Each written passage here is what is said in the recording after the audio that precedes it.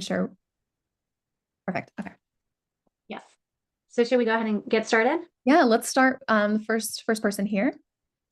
All right. Okay. Would you like me to read the question? Yeah, that'd be great, Jess. Okay.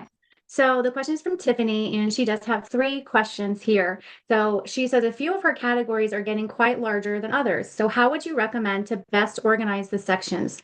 I do have duplicate listings that are in the PTA template section and put them also in the fundraising section of marketing to different SEO. So I'm not sure how to split the sections so that the duplicate listings don't end up in the same section.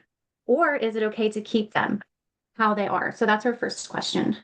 Yeah, that's a great question. And I see this happen a lot once you start duplicating your listings. I would make sure to not have the same, like for example, PTA, PTO templates. I would make sure to, let's see.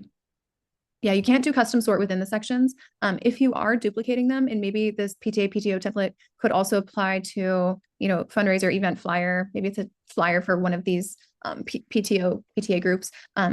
Completely unique long tail keywords, completely unique SEO. And then I would try to make sure that you don't have the same item twice in the same section. But ultimately, like big picture, people are finding you through search. Prioritize search. Don't prioritize how the flow of your shop looks as if they're walking into a store. Prioritize search over that, just because I would never turn down the opportunity for you to duplicate a listing and be found with other search terms just because you feel like, oh, they're going to have to be in the same section and it's going to look funny. Ultimately, people are I don't know the exact percentage, but more often than not, they're just finding you through search. So with this 75, that's okay. Once you start getting over to like over this, like maybe 150 or even 100, I might recommend breaking down into another section here. PTA, PTO templates, maybe you could do even breaking it up into like elementary school, and let's see, you could do something where it's like fundraising. I see you have the grams. You could do like something more for parents, but something more for students. You could break them up eventually, long term. Okay.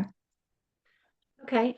And then she has a question about her Pinterest. She feels like she's doing it wrong. Can you look at her Pinterest account? It just seems really spammy and she hasn't gotten much traction yet. So it's been about 3 weeks to a month. And so she wants to know how to make sure that she's doing it correctly. Okay. So these are her pins. One opportunity I'm seeing is we want to have the Pinterest optimized photos, which is the long skinny photos like these. So I see we have some of those, but it does look like we're mixing in kind of the square shape. So let's see her total boards. I actually think I'm actually quite impressed with this. 1,300 monthly views. You have 3,600 pins, which is great. I don't know how long you've been doing this strategy for, but other things I would start to implement to just you have a good number of boards. I don't think that's a problem. I don't think it's like you need way more boards, but I would start to implement some things that are not templates. So, for example, parent teacher. I might actually start to pin some things like teacher gifts in this, where it's more. It's going to get these products in front of the same people who would be buying like teacher gifts. So what else could you be bringing into this board, parent teacher related, that would get this product, like your stuff that you want to be in front of that person, in front of them. So mixing up some of what you're pinning. It's a lot of words, mixing in some, like you could just type in like teacher gift and get some of those in. Don't be afraid to mix in, things like this. This is also great because this is not your competitor, right? It's not like a competitor template listing. So that's what I would do next. Yeah, with Pinterest. Okay. And do you have any thoughts on Etsy Plus for a digital shop like hers? Yes. So let's go. The way Etsy Plus would help you is primarily these big like section blocks. So where it'd be like one big block, one's like 2 small blocks, and you could really feature entire sections. And then you could feature like a new launch. You could feature your like power listing bestseller up there. Personally, Etsy Plus, I think it's worth it because you get like half of it back in ad credit anyways. And I think because the words are so small on these, and it's a lot of like the same kind of visual repetition, I would do Etsy Plus, definitely. Yeah. Okay. So we're on to the next question from Rachel. She has a few here. She has a grip tape listing. She's duplicated, but she's having a hard time thinking about what else to do with the SEO that might reach other customers because it is fairly specific. So can you help her break out of that a bit with your ideas on how you might change the SEO for her grip tape listing? Yes. So just so I'm clear, is this what you put onto a skateboard so that your Yeah. feet Okay, that's what it is, right? Yeah. Okay. Okay. And this is sold. Are people buying this on Amazon, or where do people normally buy this? In a skate shop, in a physical store. Physical stores. Okay. Yeah. Okay. And do people change this out like frequently, like a phone case, or is it like once it's on there, it's done? You can change it out. If you skate a lot, your board is going to get roasted after a while. So you would change your whole setup completely. Boards tend to, they're like laminated layers of wood. And so when you skate a lot, you go through boards. Wow. in Yeah. general. So, but Okay. yeah, people can change it out too. Yeah. So with the way I just want to make sure I'm fully answering your question. With the way that you've duplicated it. Okay, the SEO. Yeah, because it is specific. So I'd be thinking about not just like the end user, but like who would be buying this, like maybe the parents, right? Like I see you have gift teen here. But what else? I used to sell surf skate at Zappos. So what else could you have here? Skateboard Father's Day, rad gift, personalized. See what I would type out here. So like I don't think I wouldn't lead. This is your most powerful area for the SEO. So I wouldn't necessarily lead with that. The geometric word has pulled it right to the top so many times. The word longboard and the word geometric. I don't know why. So okay, longboard and geometric. Is longboard, and then are there any other names for skateboards?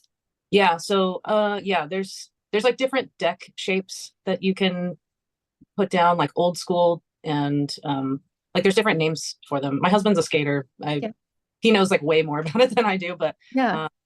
Yeah. So I would start going with the shapes versus like, because the person buying this, maybe they don't know they want like purple and green or something, or purple and blue. Sure. So I'd probably go with like the shapes. I'd probably go with any like technical specs about the board, like even like a size. And even this wouldn't relate to the size, it would still be coming under, accessories for that size of a board. It actually does though too, because you can do things like 9x33 is a standard size, and then there's 10x34 is a large skateboard, like an old school board. Okay. 11x44 is a long board, and then 6x24 is a scooter. Scooter. Okay. So this could be for scooters too. Yeah. Oh yeah. And see that you might even get that in front of more of a like parent who's buying it for their kids, right? It's like, I'm gonna get my kids a scooter, and, or they love scootering around the neighborhood. I'm gonna, so that could even get you in front of a like kids scooter accessories type of thing. I was also wondering about, I saw the other day when I was looking something up, somebody had written down step grip. Like maybe that's a thing for like trucks or boats, or maybe it's the same, very similar material to the like non-slip grip you can put in a bathtub. I assume you could use it for something like that. Yeah. Custom. I see you do have custom on here. So interesting. Personalized, low profile. Let's see. Pickleball edge guard tape. That would be definitely marketed as that. Yes. Yeah. It's huge. We have someone she's doing like $1,000 days with pickleball right now. Yeah, I believe that. Yeah. I don't know, Bodhi. I don't know would these be for handlebars or not quite? No, it'd be too rough. Okay, gotcha. Yeah. So like even like truck step tape or something like that. Yeah, I think I would just look more to the purpose and really get into the sizes and the also like the kids like Christmas, gift, like they get a scooter and then they get the accessories to go with it. That type of thing. Are you able to customize any of this? Like add names or anything? Yes, and I do in my listings. I have it so that because I work with a printer that's out in Ohio, and they're pretty fast, so I'm able to stick to that 3 to 10 days and usually be early shipping, and it ships directly from them. That's one of my only concerns that I've had, is that I don't have any branding from my own shop when it comes from them. But I don't have the machines at all to do it. So I have some that are popular styles that I've printed off that I have on hand, and then I just custom make the other ones. I did a Bill Murray one for somebody the other day. Cool. So what I would do, because I see you offer the text on it, that's a huge selling feature. You're not even charging for that, are you? I think I'm experimenting on one, and then the other, I'm not really, I don't remember. I'm so in the weeds. Yeah, no, you're good. You're good. You're doing great. You're doing great. This looks really good. I would totally do a mock-up where you're putting the text on it, like a big name, like where it's obviously like a person's name. Yeah, that's a great idea. Yeah. And that way makes it instantly more giftable. Yeah. Like it's like something that's an obvious name, not like a weird that might be a name. Like Brian.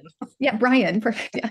Yeah, exactly. So Cool. that's great. I would definitely do that. That should really help. And then it'll be instantly more giftable. Awesome. Yeah. Okay. Her next question is a good one, and they're all good, but I like this one. So she does see a hole in the Etsy market for a skateboard shop type of products, and she would like to fill it. She's just wondering how to approach that, what advice and feedback you might have. And she did order some printed grip tape with her selling designs. She's going to make some build your own skateboard kits with the option for her husband to build it for the customer for an upcharge.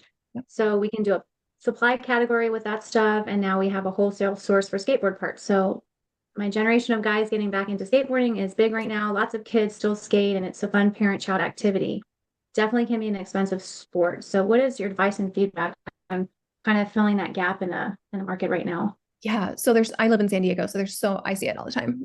Yeah, I'm from Orange County. Yeah. So that's, there's a lot you can do here. So accessories, it's going to be these ways to do the supplies. So wheels, like what do they replace on this? The grip tape's a great start. But also like what's highly replaced, and then do it like in a unique color, something they can't just get on Amazon, something where it's unique.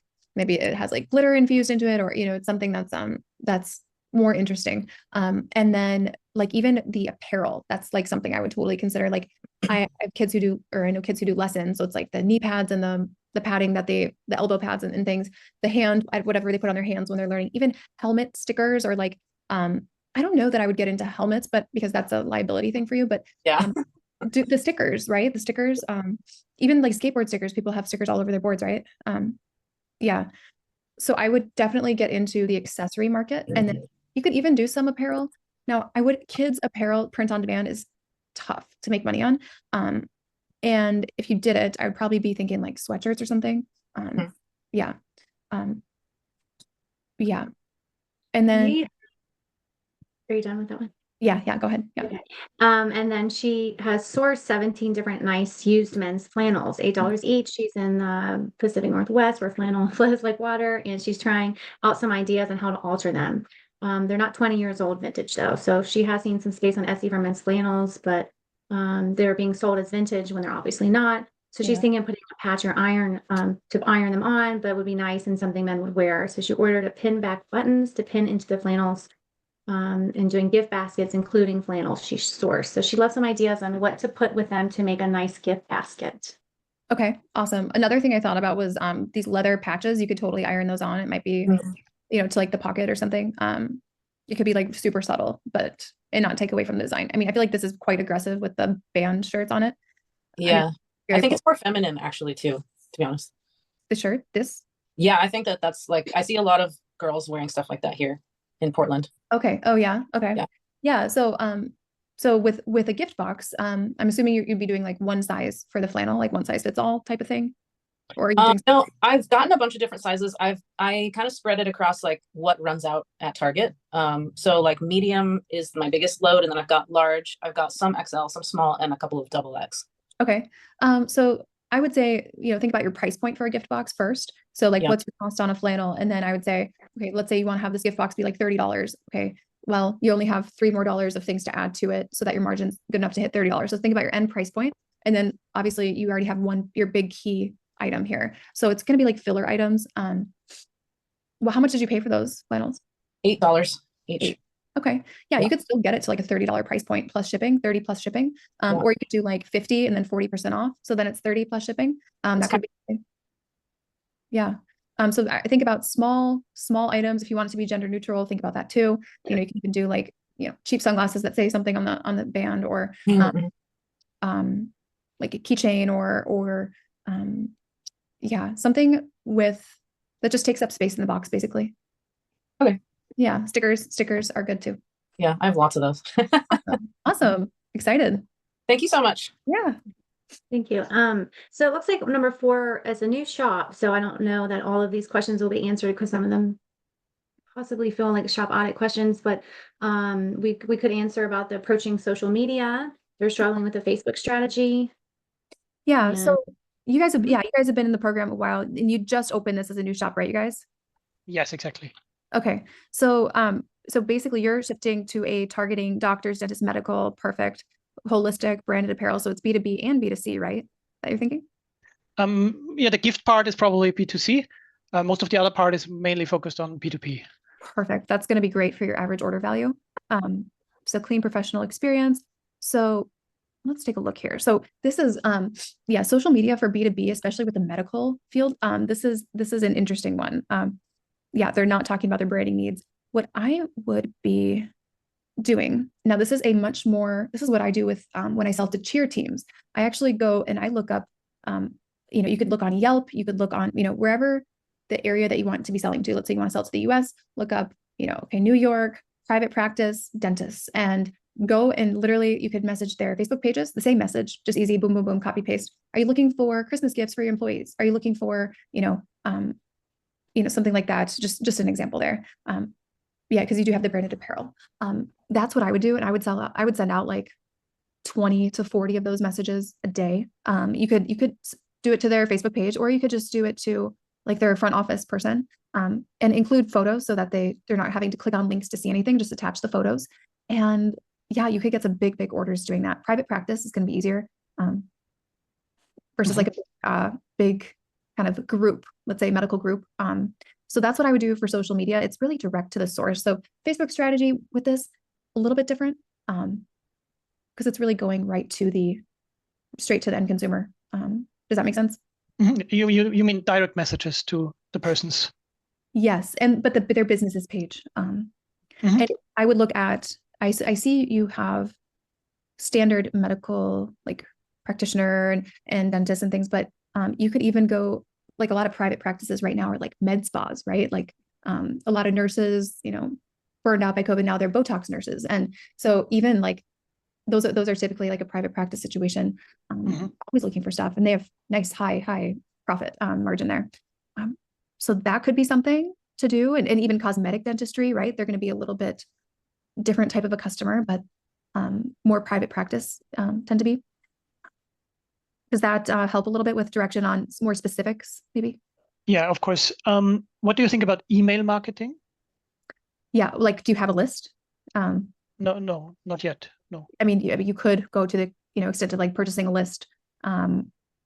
Personally, I don't think you need that to get traction. I would get traction.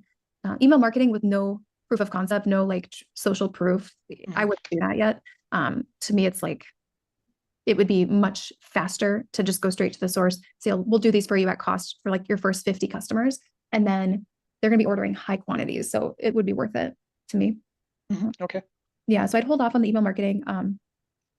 General impression. One thing I think about doing is adding in some color, because a lot of even like, there's some pediatric dentists, right, where they want everything like bright colors and very welcoming and not as maybe sterile. So maybe adding in some color could be a thing to try. Are you open to that? Sure, of course, yes. I mean, we have this kids corner where there's more to come. We'll have coloring pages. We will have wall art, especially for kids corner. Maybe some activities. So especially there, we will have more color.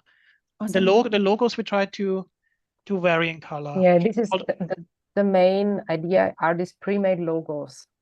Okay. So we use different icons and different colors and prepare like pre-made logos. So the customer just need to choose one and say the data, and we prepare for them, and then they can buy the apparel that's next to it with this logo. Yeah. And something you could, because these are more like general, like your home doctor, I think getting a little bit more specific is really going to help. So if you look up like pediatric dentist, and even if you just look at, let's see, I'm looking for images. Here we go. Like clip art. I'm looking for like, even if you added in some like more, I know I'm going on the dental thing, but this is just more specific, that it might help doing something a little bit more kid friendly. Or appealing to more kids. Like if you look at here, I've just looked up logo. That type of thing could help you stand out a little bit more and be a little bit more specific. What do you mean additionally to the Yeah. other style? Yeah, adding in something that's more targeted towards a specialized type of, like, so more medical specialties even. Okay. That help you, especially in Google search, getting found with offsite ads. Yeah. Do you think, Dylan, that would be the important next step for them? What do you think they should focus on? Adding new products, like gifts for employees, waiting room wall art, refine the existing listings, focus on social media? They want to know which is the most important for them to do at the moment. So right now, yeah, I would definitely, we're in September, so people are planning ahead for holiday. So I would be thinking about employee gifts, because the thing is, you could do a bunch more logos, but they're just going to buy one logo, right? If you could, I would do more apparel. Like these mock-ups you found are pretty good. And even like quarter zips and things, I would definitely go the apparel route, adding in a lot more of this. I wouldn't do much wall art, because that's, again, how many are they going to purchase? What's the average order value? I would definitely be expanding in this area. And then promotional items like tumblers, mugs, right? You could do more with print on demand items where it's for employees, and even maybe giveaways for new clients, new patients. Mm-hmm. Tumblers and mugs, would you have them printed with the logo of the practice, or more like the employee gift, like with the name of a person it's gifted to? Yeah, I would probably have the logo of the practice on it with an option to put a name, to add a name for an upsell within it. Okay. Yeah, I think that'd be great, because this is going to be the time to have that. I think that could really help get traction more so than logos probably, but it's great you have the logos, because then maybe they would buy the logo and the gift. Mm-hmm. Okay, but focus for next would be apparel and gifts. Yeah, I would try to get this up to like 50 listings ASAP. This section here. Yeah. 50. 50, yeah. Yeah. Okay. For apparel, 50. Yes. Or it could be gifts with apparel, not only apparel. Okay. Yeah. Mm-hmm. Okay. Okay. Yeah. Good job, guys. Thank you. Okay. Thank you. Next comes from Paulina and Ala. Their shop is a result of their original artwork. Some are fine oil paintings and newer stuff they created specifically to be cute, that people would like to put on products. So should they continue to incorporate both in their Etsy shop, or they have hundreds of paintings and drawings that they can draw inspiration from? So she just added a whole section of phone cases. Are they going in the right direction? And question 2 is similar to this. So you did mention that they could elevate their listings based on the fact that the fine art sells for 200 plus on their website. So how about some direction on what you're thinking on what they can start thinking about in terms of the higher price? Yeah. So if you're sticking, because I know you ship some of this yourself. I think the direction, like the next thing that I would prioritize is updating these listings, because we really want to update like the mockups. That's a huge thing to focus on. So updating everything in here according to module 3 before packing in like a ton more listings. So we definitely don't want to have the white backgrounds on the mockups. And even like these types of mockups we want to be updating. Yeah, I think also just being conscious of like how busy a background is. I know like floral, it's like coordinating, but I do think it could take away from the design, because your designs are beautiful, and really focusing in on that with a background that won't detract or compete, I guess, for attention would help. I think the phone cases are a great idea. That's going to be super giftable for Q4, great like stocking stuffer type of a thing. But I would not keep making more like apparel listings like this until you update the mockups. So I would update what you currently have. And then the next thing I would focus on to drive up your average order value is gift boxes. So I know you do the tea towels, and I would think about anything else that you have that you could do gift boxes with, because that is an easy way to drive up your average order value without doing fine art within the shop. I don't think I would put your fine art next to like an $11 phone case. But I do see a huge need to drive up average order value. Outside of the tea towels, what else do you have that you could put into a gift box? We have a lot of greeting cards that haven't even been listed yet. Tons of greeting cards are coming, stickers, postcards. So primarily greeting cards, towels, bags, stickers. So we're working on putting together packets of this tea towel with this greeting card, or this towel with this greeting card set. So yeah, I think that's what I would focus on. And keeping it simple, you could even throw in like $1 candle or something just to fill. These are our students here. Yes. But it doesn't have to be over the top. The tea towel or something could be the main item. So have just one central item and then filler around it, basically. But that's the next thing I would do if I were you. Awesome. Yeah. Her last question, a kind of important one. Ala has an existing Facebook and Instagram following for her inspiration in fine art.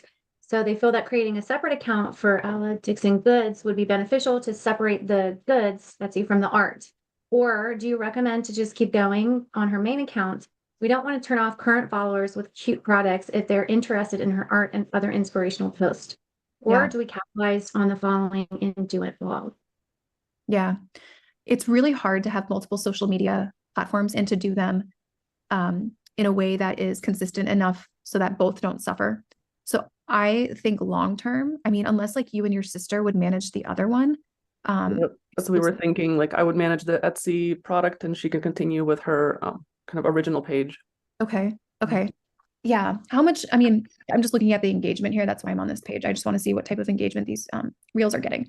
How much, I guess, in terms of like the leads, we can call them leads on as followers here. Is this driving a lot of her revenue on the fine art? No, it's actually on Facebook, on her Facebook page and her personal Facebook. She will get up to 50 comments on each post that she posts on Facebook. So the more of the engagement is on Facebook. Yeah. So that's why we're not really getting a whole lot of product engagement here anyway. Yeah. The thing is with a social media page, especially since like this is an AI art or something, the people want to know the person behind it. Like they're going to want to know her story, and they're, you know, having her like pop on a little bit is going to be important. So that way it doesn't end up with just a page full of like mock-ups, Instagram page full of these mock-ups of shoots or something. That wouldn't work. So I do see the value of potentially building this up. What I think you could do is, let's see, because the shop name is Alla Dixon Art, and we were considering into changing it to Alla Dixon Goods, and kind of similarly with an Instagram page, Alla Dixon Goods. Yeah, too. That's the other consideration. So, and you have enough like footage of your mom and stuff that you could be posting the stuff of her, right? Yes. So if you feel like you could handle having a second page, managing that, go for it. If you're like, ooh, like I could maintain this for a month, but long term probably not, then I would just stay with this. Yeah. Okay. Yeah. So ultimately, you're not going to be selling a ton through Instagram, but it's going to be where you're nurturing your customers, showing sneak peeks of things that are going out, like, oh, this gift box is shipping to, you know, Sarah in Minnesota today or something. That is going to be what you use the Instagram for. So it builds the hype up, nurtures your customers, drives up the lifetime value of your customer. So if you think you could handle doing that on a separate account, go for it. But if you're thinking, I might not be able to sustain that, then I would just use the one you have. Makes sense. I appreciate that. Yeah. Okay. What else? She's done with, are we done, Paulina? Yeah. Thanks, Paulina. Sorry to interrupt. Kevin's not on, but he has a question about branding, and he wants to some advice on how to develop consistent shop aesthetic and branding. What can he improve upon? So can this be done per category, like luggage tags have one aesthetic, shirts another? Yeah. So far, I mean, we're still at such, so Kevin, when you watch this, like we're at such a low listing count. We're pretty much where we've been at the whole time. So we really need to just go hard in creating more listings, more designs, especially going into Q4. Like I would challenge you by the end of October, like try to get up to 100 listings. That's one thing, like just to prioritize. But in terms of the branding, I do see a difference. You updated your banner since our last call. We had the branding expert on. She did the review of your shop on that. So I do see you did make updates. Okay, so you're kind of going, definitely selling more to like targeting female like category up here. I do think what you're doing is the colors and things in the products. So it's like kind of like some higher contrast black with some color. I think it's cohesive enough. But I think the designs themselves are something we'd want to be focusing on and seeing. I would be looking more to Pinterest to see what is trending for some of these designs. And then some of the mockups I think could be more like modern feeling. I can see some of them might be AI generated, which doesn't always do as well. Like sometimes people can really tell that it's AI generated. So I would be, I think the branding is fine. I just don't know. What am I trying to say here, Jess? Yeah, I think the branding looks fine for now. I think as he goes and adds more items like you recommended, we may want to then do another overall look at the store. For me, it looks fine and cohesive enough. There are some that stand out that could be improved upon, the actual designs itself or the mock-up rather than looking at the whole shop. Yep. So he did want to know if there's any trending pod designs out there, like if you would know how to find a trending pod design currently. Yeah. So, okay. I think, you said it perfectly. And it kind of made me realize I would say about 80% of this feels cohesive and about 20% feels like it needs to be adjusted.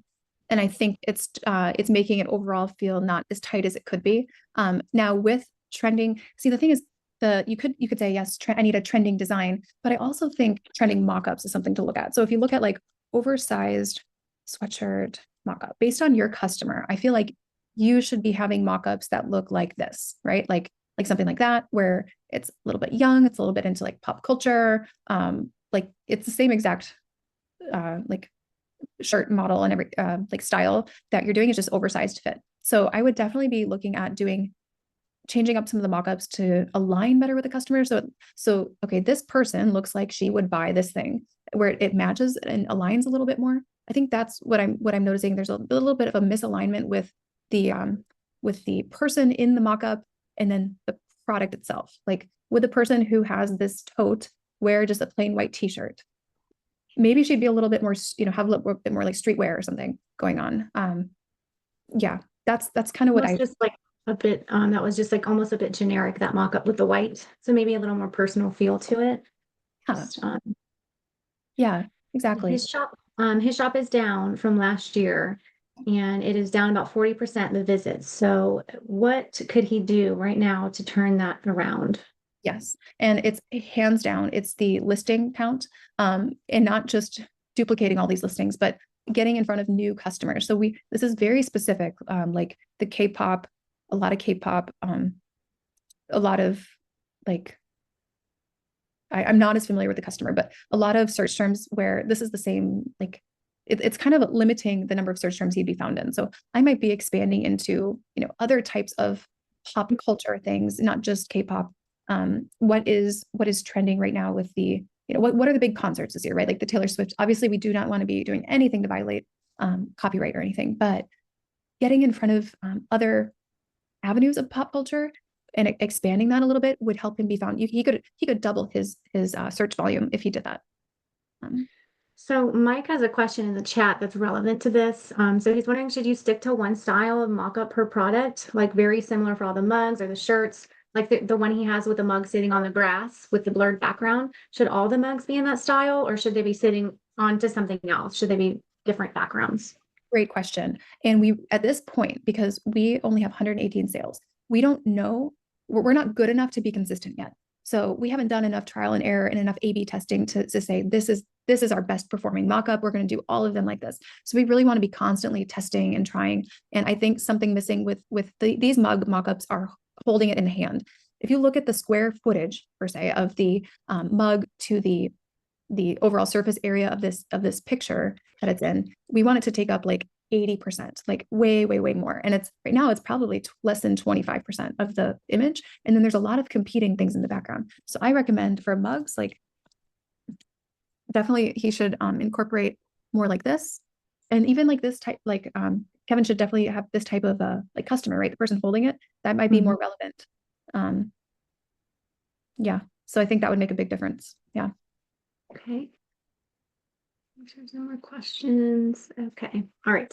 So that was Kevin's questions. We're on to Olivia. So Olivia has some ideas, like in a Lulu belt bag dupe with iron-on patches or heat transfer vinyl to make custom by using what I have, but I see others who have the same exact idea. So I don't want to do what you mentioned and copy a market leader and play game of price. So not sure if it's a good idea to try it out to still, as I have a product that made bestseller, even though someone else was selling, same thing. So there's more popular, I think, but mine still does well. She just sold out of the tumbler pouches twice. She had to reorder the belt tags. Would that also make my shop go all over the place? Did you get all that? Yeah. So the way to do this is not to copy the bestseller. So to do it in a different way. So maybe, like I think this is what she might be talking about on these bags here. Okay. Like maybe the patches, right? Like, okay, the bestseller also has this color of patches and these colors of the bags. So maybe she should try something where it's a different type of a patch or a like a vinyl, like a full name or like a quote or something different. So the concept of a bag on a drinkware, like that's great concept, trending concept, but the execution could be different, and doing it in a way that's different, better. And I would look at Pinterest and then influencers to see. I wouldn't look to Etsy, because I think once you start looking to Etsy for trends, it gets into a game of like, okay, I feel like I'm copying the bestsellers. So if you look to Pinterest and follow influencers like Erin Williams or Tara Henderson, like these are mommy influencers who are totally this customer, you will see opportunity that isn't on Etsy yet. And it will look cohesive as long as the images and things are staying cohesive. So like we're getting a little bit not cohesive with this plain white background, and then this is like kind of different lighting. So similar lighting, similar hues is what I would focus on. So what I'm hearing is that it's okay to do a Lulu belt bag dupe, even if someone else is a market leader, and it is okay with her store. It's cohesive. So as long as she differentiates her style and how she presents it, it would be fine, because she's doing that with the pouch. Yep. And someone else is a market leader, and now look, she's got 20 plus in carts and selling very well. So Yeah, absolutely. Right, exactly. and you don't think it would make her store look all over the place if she adds the Lulu bag? Not at all. Not at all. I think that would fit right in. It's the same customer. Mhm. Okay, and so her customer had asked for a custom product, a matching baby announcement onesie, when they ordered the tumblers. So she hasn't got traction yet. She's only seen a few views based on Etsy ads. So she's not sure if there's missing something that even could be a good idea. Do you have any suggestions if I should keep it, and even try to put it in the time to put traction towards listing? There are no announcement onesies like this when I searched, but not sure if that's because people aren't wanting something like this. So this is it. Announcement onesie, like a baby announcement onesie. So this is like to announce that you're going to be having a baby. I mean, these are very popular, like baby announcement onesies. But I think the key is, who are you competing against? This is probably not going to be bodysuit would probably be found, but I mean, this is who you're competing with.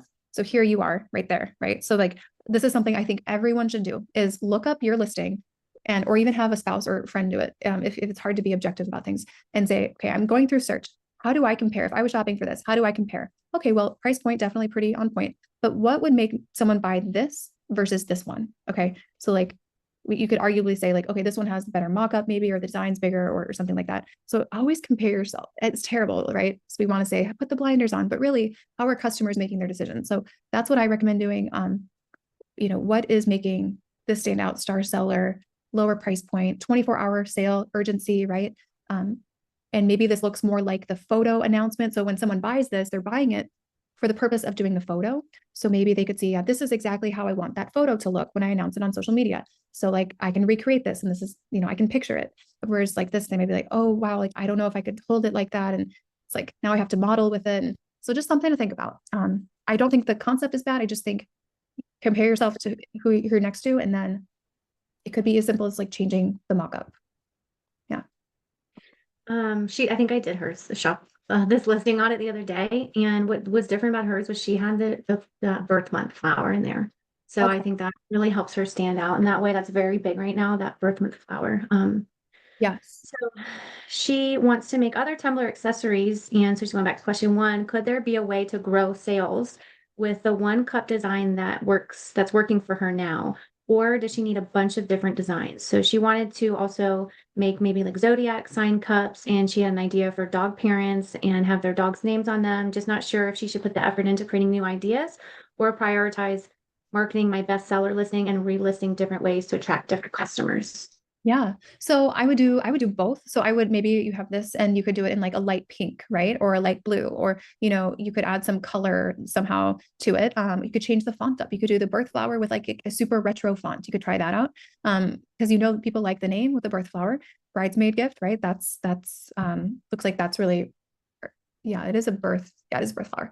Then I would do the other types of people, because right now, like birth flower plus a name, well, someone who's super passionate and they spend a lot of their discretionary income on their pets and their dogs, like they're probably not going to want that, but they still spend a lot of money on that area of their life. So how can you serve them? So I would definitely still go into like the dog market, dog breeds, right? People are passionate about the breeds usually. And then you could even do like sports moms, like, dance mom, right? With like, think about, when do women have a drink in their hand, right? Like, when are they drinking coffee? Okay, they're watching their kids at sports. They're watching, sure, this is a great giftable item for bridesmaids, but I would also think about, when do they have that coffee? What situations? Yeah. Olivia, are you on? You said you tried to edit your response and you hope the question made sense. I want to make sure we captured everything for you. Oh, yeah. Hi. Sorry, I just can't turn my camera on. Hi. It was just, I thought, I'm not really good at writing. Sometimes my mind goes all over. So I just was thinking, yeah, you kind of captured it. It was more or less like, I've only sold the tumbler as the, mainly to brides for their bridal parties. So I was kind of, do I just keep relisting the same bestseller, like repackaging it? Or yeah, like, should I branch out and start to add more ideas, different types of tumblers as well? So I guess the answer would be, yeah, like it would still be cohesive. You're saying to do pictures similar, keep the style similar, and it would still keep my shop kind of cohesive in that way. But you can still add different designs, is what you're saying. 1,000%. I think you've repackaged this quite a few, like 1, 2, 3, 4, 5, 6, 7, 8, 9, or 8 maybe times. So I think it's time to definitely add in some others. Yeah. Okay. Yeah. Awesome. Good job. Thank you. Yeah.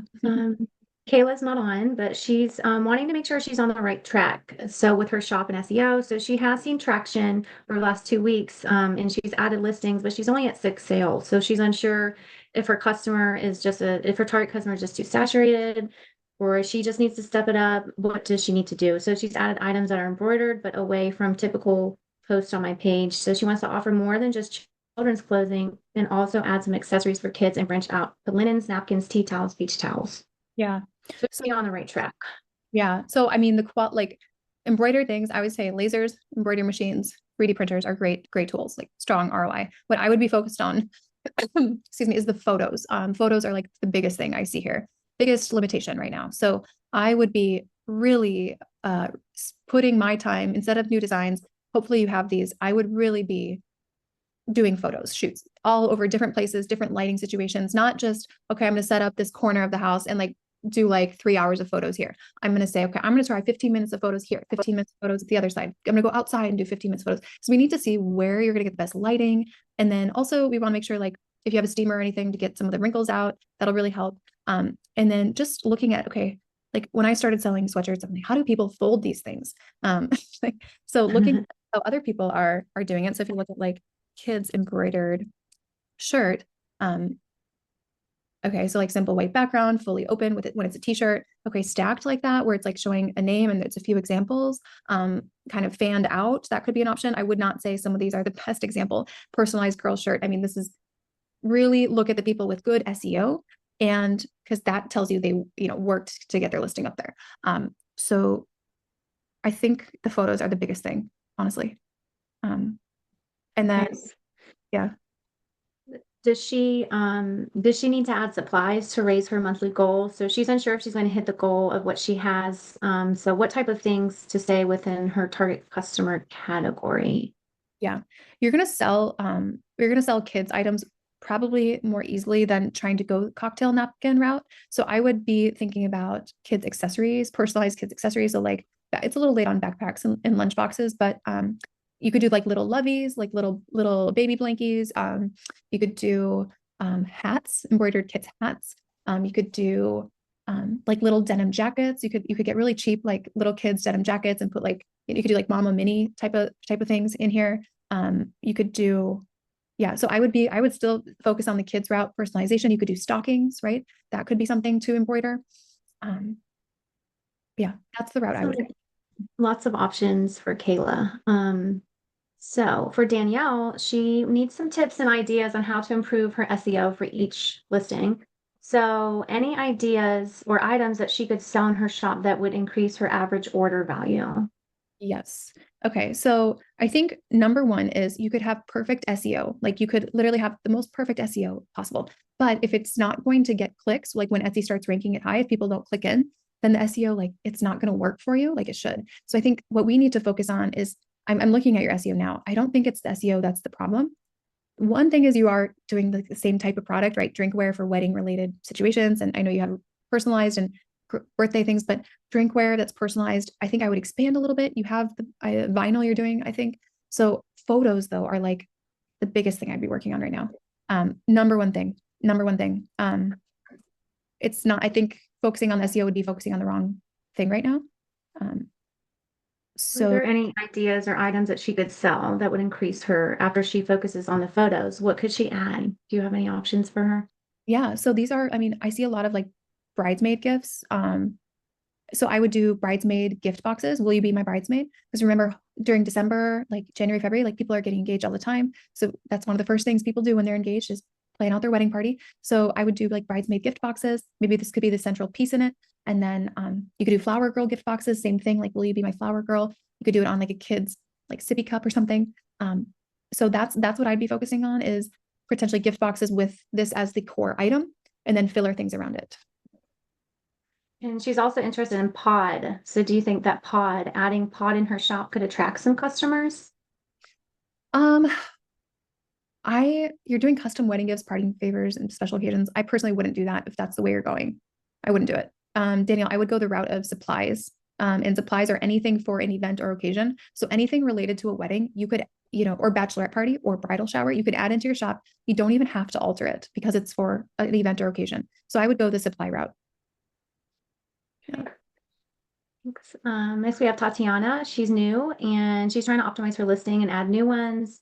She would love some design ideas for Christmas and Halloween, or I would have some design for Christmas, Halloween. Would it be a good idea to add some Christmas and Halloween? Okay. So I wouldn't do Halloween at this point. I think I wouldn't do Halloween. Really, like as a new shop, it's going to take so many reps on the design side to really get good at it. So you want to have enough time to do those reps. So I would be focusing on holiday at this point, not like Christmas timeframe, maybe Thanksgiving, but it's fewer people purchasing for that. So probably more the Christmas timeframe if you want some holiday items in here. Really, I think what we're missing is the customer piece. We have it's going quite a few different directions, like road trips to coloring pages to like autumn. So I think that's something that would really, I think we should go over who your customer is in our coaching group first. And then I think a good thing for you and for a lot of people who are maybe scattered on the design part, like where do I focus on what's going to be like a trending design, is focusing on Pinterest for inspiration and curating your own board and having that be like an inspiration board for your shop. So that you don't have to come up with these novel ideas, but you are looking outside of Etsy for them. So she does have, she thought that maybe she could add something for camping, like bags, and she could personalize them. Would that be a good idea? Yeah, not necessarily the right season for that. If it was like, March, April, and summer is like a big camping time. I don't know that I would do camping stuff going into Q4 though. It's kind of swimming upstream a little bit. So I might not do that one. And then lastly, I believe she doesn't have any sales and she really wants to know, what is the one thing that she could do, or one product that you think maybe could get sales for her? Yeah. I mean, the biggest thing is I think like the mock-ups and the designs, I think are a big reason that it's probably not selling, those two things. And even the font choices and things are probably not quite what is like hot and selling right now. So I would be looking up, look up like Blogger font duo, Canva font duo, 2023 font duo, just look up what trending fonts are, start applying some of that to your items. I think that'll make a big difference. And then going for mockups that are a little bit more trendy, look for them on Etsy. I probably wouldn't do the sneakers if you're trying to get sales. I would probably go the mug route. Is going to be easier. It's a giftable item. It's a good low price point. So that's where I would go with this. Okay. Okay. So Angelina wants a shop audit, which we will save that. Thank you, Dylan. Yeah, absolutely. Let's see, what else does she say? So let's go to Angelina. She wants to suggest so you can put your shop audit in the course and we'll do that for you. Can you suggest some digital products and pod that she can add to her shop? And how could she personalize them? Yeah, now with the print on demand, I would probably, you have a lot of the tie-dye themed and the tropical floral. So I would probably be going into something that's complementary to that. Make sure that with print on demand, I think you have a lot of like the resort wear and things. So getting some more fall winter items would balance your product mix a bit. So the sweatshirts, I think you did add in, well, you have t-shirts. Okay, a sweatshirt here. And having the mock-ups be similar in terms of the lighting and things as your actual product photos for your handmade products, that will keep things cohesive. So just think when I'm selecting the mock-ups for my print on demand, they're going to be fitting the vibe of our current product photography. And I would I would not be going hard with graphics on things like this, just because this is very like natural, earthy boho vibes. So I would be a little bit careful about, putting in like cheesy graphics and holiday items. Definitely wouldn't go that route. I'd stay evergreen and personalization. That's probably what I would be thinking about, personalization with the print on demand. It doesn't have to be apparel. It could be It could be stickers. It could be like card decals. It could be blankets. I think woven blankets would be a great addition to your shop to really create like an anthropology boutique type of a feel. Yeah. Do you think that she needs digital products, or would you recommend her adding any digital products? I personally, I feel like it'd be Some forcing. bachelorette things. That's the only thing I saw there was like maybe a bachelor. I saw some kind of bachelorette. Yeah, like you could do like bachelorette games, but I don't think it would be worth your time personally to add in digital. Yes. Yeah. And lastly, what about gift boxes or bundles? Should she add some for the holiday season? 1,000% with these clips. Gift boxes with apparel can be a little tricky for like, you know, dresses and things, because that's such a personal thing. But I would totally be creating gift boxes out of these clips. You have so many different styles of clips. You could do, you know, like a full set and just put them with I always use this as an example. But you know, with the brown paper and, you know, just placing them in here, like a claw clip type of a gift basket, I think that could be a great thing and look very premium, be so easy. I would do that. Okay. Now we're on to Lindsay, and so she has a new shop. She doesn't have anything. Okay. So she's talking about her customers and marketing strategy, medical professionals, dentists, chiropractor, med spa. She wants to be able to be a shop that professionals or businesses come to customize products that she offers. Do you think it's a good idea? Is it sustainable? So she didn't go back to her job, so she would have a full day to work on a customer request, like 9 to 5. She could charge more, like suggested, depending on how much they would want to customize. Yeah. I want to make sure it's a good idea before I list anything, basically. Yeah. Would this be print on demand or physical products? That's my big question. Yes, it's print on demand. So I basically wanted to start with apparel and do like the pullover fleece, the long sleeves, the crew neck, and then possibly t-shirts. And then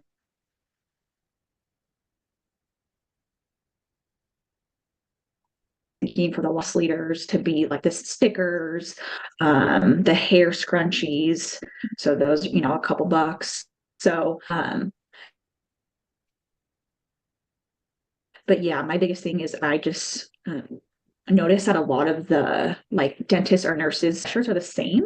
So I feel like I have a lot of time to be creative in design. So I wanted to be able to let that profession know that if they want a zip up or a sweatshirt, that I can basically create whatever they'd want. Whether that's a logo or their name or where they work. So I just was wondering, should I make mock-ups that say custom text here? Or your logo here? Or do I just make a bunch of designs and showcase what I can do? And let them see that. That's where I wanted your input. Yeah. So with the mock-ups, what I would do is I would do an A/B test. So one of them, I would just have it be like your business name here or your logo here. And then on another one, I would actually just use like or make a random fake logo of something. And then have a tag, like a little, like a little tag that stands out, like a little rectangle in the corner where it says free personalization or free business branding or branded with your logo. So they understand that's included. So I would do an A/B test between those two things.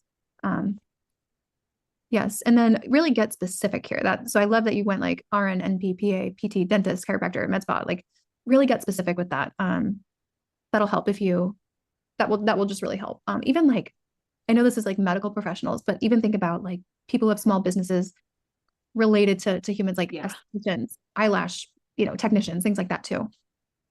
Yeah. Sure. Yeah, definitely.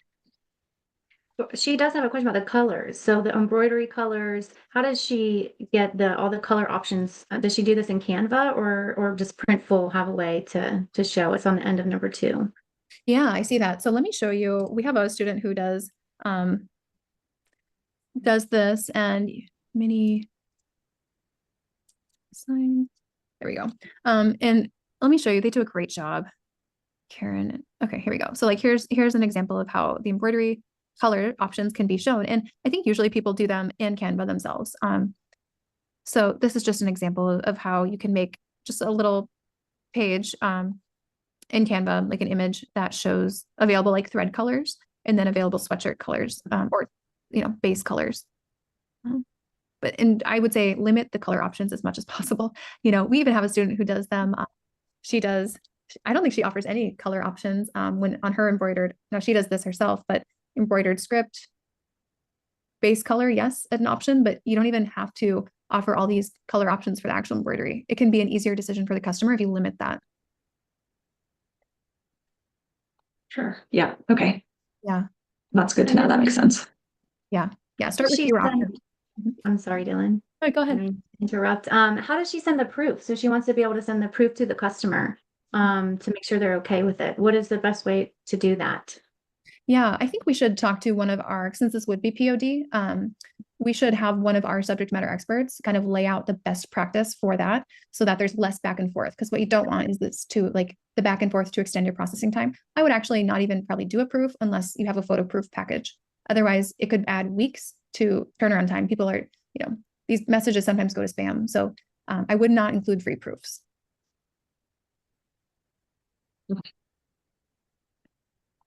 Okay, thanks, Lindsay. Are we good on your questions anymore? Yeah, no, that's great. You answered my question, so thank you. Awesome. Thanks. And when Lindsay, just when they're up, just because I know you're starting with a new shop, just make sure to put them in so we can review the listings for you. Okay. Yep. Will do. Awesome. Sounds good. Thank you. James's shop is not live. Hello. Hi. Let me see his question. So he wants to know how to compete on Etsy for the Automat Zip crop sweatshirt. Where can he source it? How do they compete on search? The competition for just this one sweatshirt alone on Amazon shows 2,500 clicks per week. Their ad spend is $23K a month. So is it that they are not a player on Etsy for this product, or how do we source product and compete? You must know a secret, Dylan, that in your discovery that I'm not even beginning to understand. So he would just like some insight on that. So is this, I'm not familiar with this specific product. Is this the brand? Well, this is what you suggested. That was your link that was posted. This. And bingo. Yep. That's it. Perfect. That's exactly it. Yep. So how do you, okay, now I understand. Okay. So where are you going to get it? And I mean, we're competing against one power brand sitting there. So what you would do, what I would do is actually order it from this brand. Oftentimes when you order from Amazon, sometimes there will be some like branded thank you or something, or, go to our website, get it cheaper type of thing. And you could probably, if you wanted to, let's see, like whoever this seller is, you could probably buy it direct from them for better pricing. Because, they're paying a lot when you order through Amazon. So what I would do is buy one from Amazon, check out the label and see if there's any SKU, barcode, anything on there. And then reach out to the seller directly and say, hey, do you have another way to purchase this through you, like wholesale? Okay. So that's what I would do for that. Does that make sense? Yes. Okay. That's definitely an idea. How'd you come up with this in the first place? I mean, there must be something that, like I say, I was completely thrown off by wondering how you could discover this and then figuring out that, okay, this would be a really good thing to go ahead and work with on Etsy. Yeah. So think about, so the way to really approach this big picture is, okay, who are the people who are like, maybe 25 to 50, 25 to 45, and they are, what are the expensive brands that they're drawn to? This happens with Stanley Cups too, right? So Stanley Cups, Lululemon. So what are the dupes for these? People who want that look, they admire that look. They're following all the influencers who have the real thing. They can't quite afford it, but they really love that look. So this jacket is like, from Lululemon, this is like over $100, probably like 120 or more. And so, but the quality, people do these, if you do like hashtag Lulu dupe on Instagram, you can see all these reviews of Amazon items that are like dupes for Lululemon. So that's how you would find ideas like this. So look at premium brands and then look up like Stanley dupe, Lululemon, that type of thing. Does that make sense?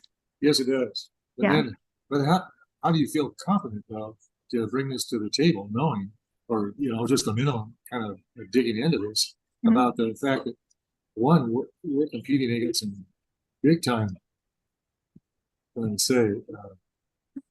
big time seller and golly, and the ad spend alone. I mean, this is just the one product. You start looking through sweatshirt to sweatshirt, you start adding that up, and holy moly! And so, is it just the fact that this product doesn't exist on Etsy? I have not seen anyone taking this and adding customization to it. So there's so many ways you could customize this. You could embroider the chest. You could do like sleeve embroidery. You don't even have to embroidery. You could do like vinyl, probably like, you could do a custom zipper pull on it. You could do like, there's so much you could do with this, and they don't customize anything here. So even like little initials or like your wedding anniversary date or something like that, something subtle that doesn't take away from the vibe, you know? Yes. So embroidery would be the way to go on this particular product. And that would align with what that customer's idea of premium is. Yes. Okay. You wouldn't try to somehow do a print on demand of something like this product. Well, the print on demand providers, they do have some quarter zips. They're expensive though. Like the cost of the print on demand base isn't significantly lower than this. So like this is actually almost like wholesale pricing for an item like this. Right. So it's really, really good pricing. And I bought this. So the quality is like insane quality, really thick. I know and it has great reviews. So someone's got to take this.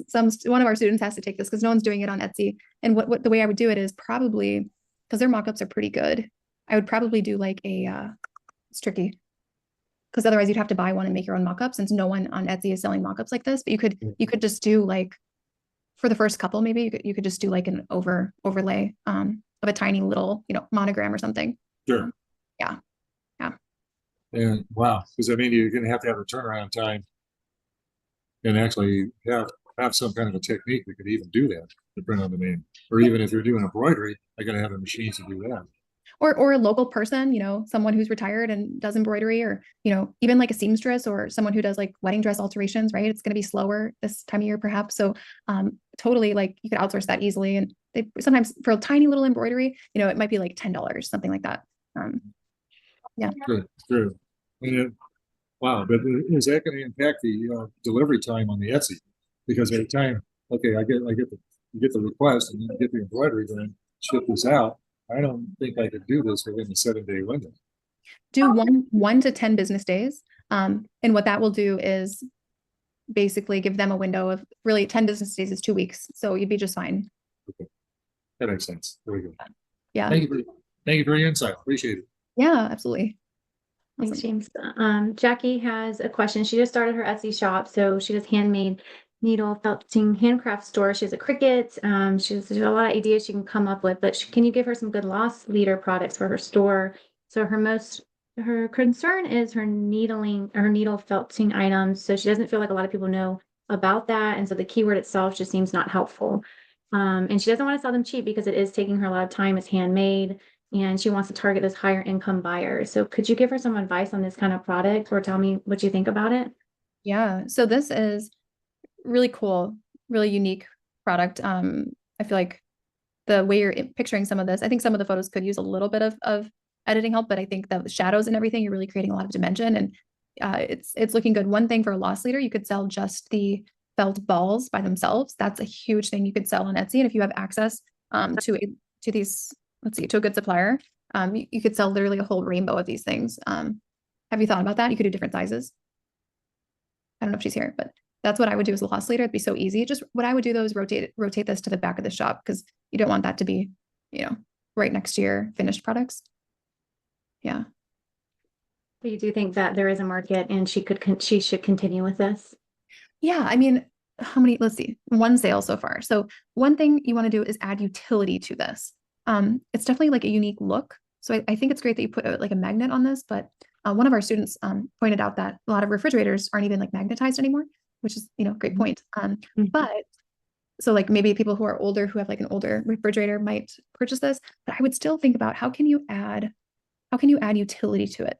Whether it's you create like a manger scene and you do like a nativity scene, Christmas, that could be like a very giftable item. You could turn these into, and be careful with toys, but you could turn these into like characters, right? Like for maybe older kids that wouldn't swallow them.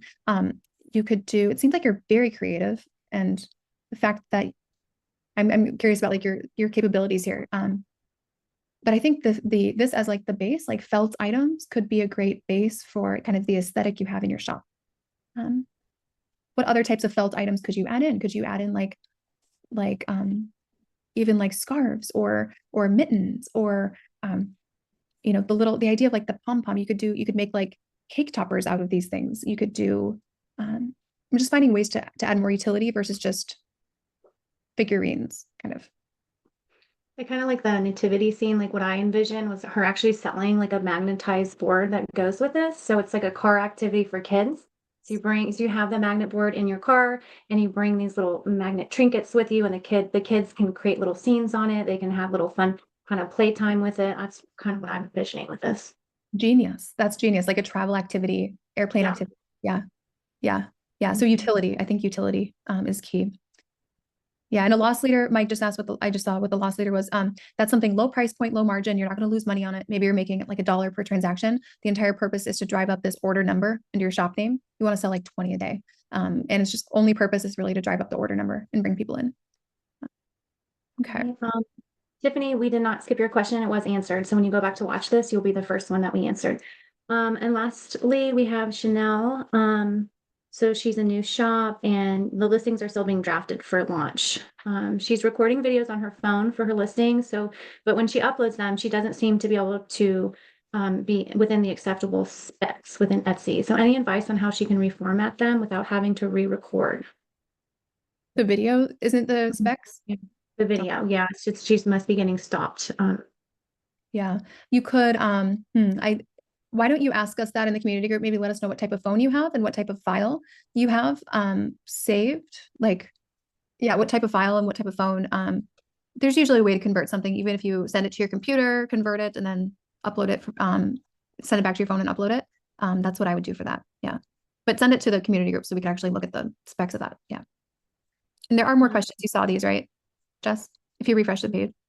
Oh, I have to refresh. Yeah, I think I didn't. It's not the last question, guys. I'm kidding. So let's finish with Chanel and then we'll go back to you, Carlos. And I apologize. I feel like some of them might have just popped up for some reason. Do people type in as we're here, or maybe a couple were added? I just refreshed the page and then it worked. Yeah. I see. Now I have to find to back where I was. I found it. So the shop is going to be offering custom stationery items, gifts, and accessories. Loss leader, you're going to do stickers. Targeting Christmas in New York. Okay. Danger of targeting the wrong customer. Well, okay, yeah. So seasonal items as a loss leader, not my favorite thing. Oh, New Year, not New York. Yeah, seasonal items as a loss leader, not my favorite thing because it's not a long-term thing. So it's not going to become like a power listing that's going to be selling for, you know, months and months and months with a strong like you know, revenue history behind it. I would try, you could use it to boost your sales, but at the same time, make sure you are adding in loss leaders that are more evergreen too at the same time. Otherwise, your sales velocity is just going to like tank after January. Yeah. I might have it here. Did we enter number 3 for her? Not yet. So she has disbound cash envelope binders, which came with some spare envelopes. So under Etsy supplies category, could she list those and sell them individually? Her rationale is that crafters or budgeters, not her target customer, are able to make their own binders with these, and it's merely just a component. So would it be better to package this up and add an how-to on how someone can make their own binder with these components? The way I would make sure to market this, no, I think that gets a little, people buying this, they know what they want to do with it, right? So like they typically know what they want to do with it. I don't think you need to, because once it's like the how-to, then it's like getting into how to be, you know, saving money and strategies for that. So I would probably sell it under the supply category and just make sure you have supply in the listing title. That'll really cover you quite a bit. And at the top of your description where all the SEO goes, just have supply in there as a word. Okay. I've refreshed it, so I'm good now, guys. We're on to Magdalena, and she wants to understand the sprinting strategy more. So is it really about adding as many products as possible, or is it more about lowering the prices, making discounts? So how can she lower her prices selling pod and offer free shipping? If she makes a price before discount much higher to offer 50% or more discount, wouldn't it be treated as kind of a scam? I don't mind to earn next to nothing, like $1 for those 20 listings, but not sure how to do it correctly and be able to raise prices after that phase. Yeah, so right away, I mean, it is, you know, truly like your price, like including free shipping. You don't have to do free shipping, by the way. If that's messing with your margin, just remove free shipping and then still do the discount. But your prices, you're going a strategy of everyday low pricing. It seems like, you know, $19. It feels a little bit more like just everyday low pricing, like $18 for a shirt, but it doesn't create urgency. So what I would do is have your everyday pricing, maybe have a 50% margin built in. That's normal. That'd be totally normal. A lot of businesses sell, you know, 50% margin. That's how they do the markup. And then just for your first 20 orders per listing, I would discount it so that it's like almost at cost or maybe making $1. So that's what I would do, versus just having, you know, everyday low pricing, create urgency with that. And then let me grab the other, sprinting. Yeah. So it's not just about adding as many products as possible, because quality really matters. I've seen students come into the program with like thousands of listings and none of them are like optimized. And it doesn't matter if you have, you know, 100 optimized listings is better than 1,000 unoptimized listings. So really focus on, it does take reps to get that design skill built up. So I'd be focusing on reps, on creating listings, but try to make sure that every listing gets better and better. So, you know, that's something I'd prioritize, getting the listings up, so that it's really about listing volume, getting it in front of as many different long tail keywords as possible. Use that framework, the 7 types of products, to expand your listing count.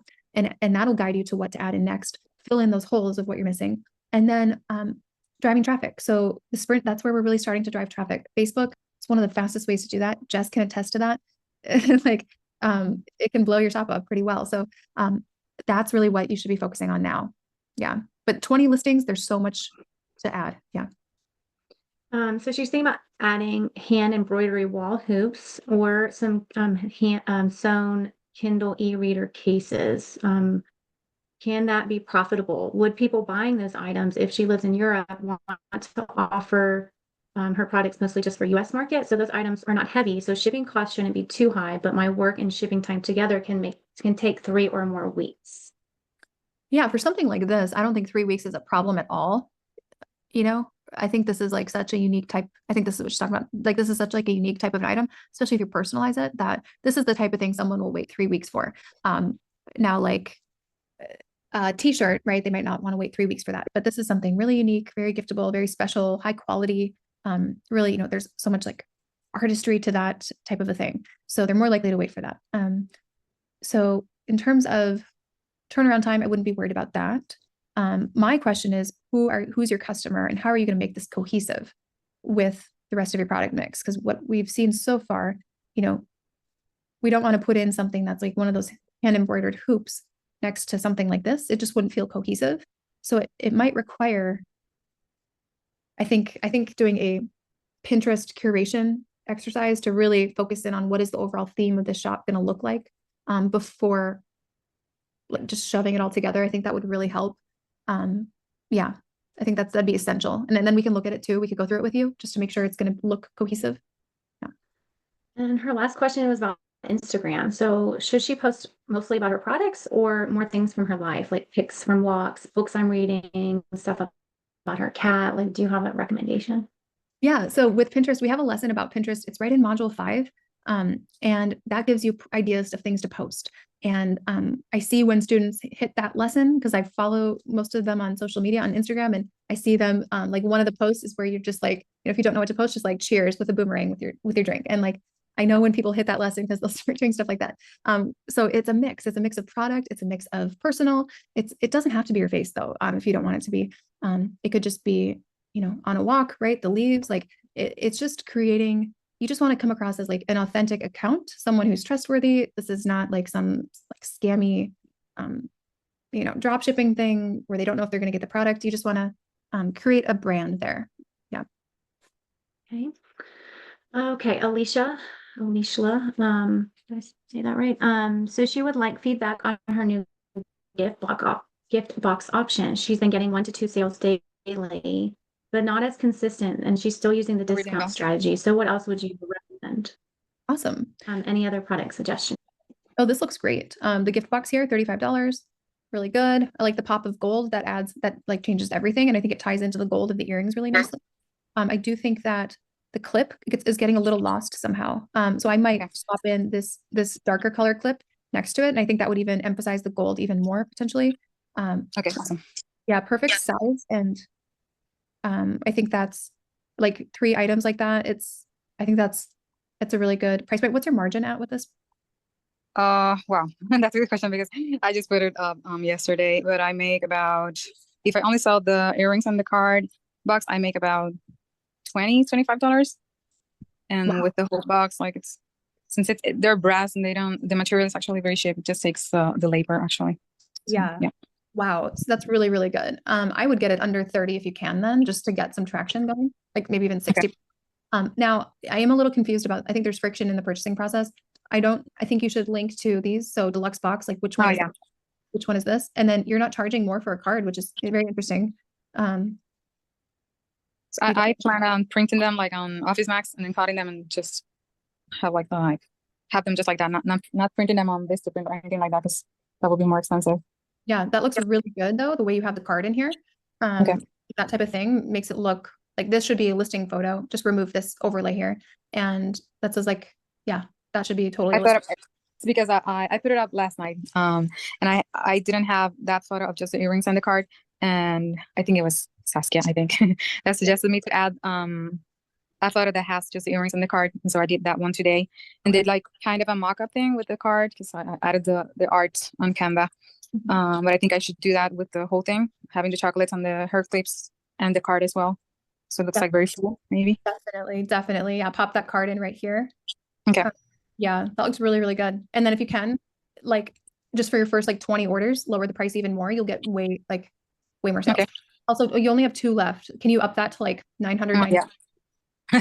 I can do that. Yeah. That'll help you. Yeah. Okay. Do you think I did a good job like keeping it within the same aesthetic of the shop? Because since I offer jewelry, it's like, do I need to keep only making jewelry? It's confusing to me sometimes. I suppose. Yeah. No, this looks really great. I think you actually did a fantastic job. The only thing I would think about adding in is like, I see the paper at the top and the bottom and keeping that really, if you add that pop of the white with a white card, I think that would just that would like close the deal for people. I feel like. Yeah.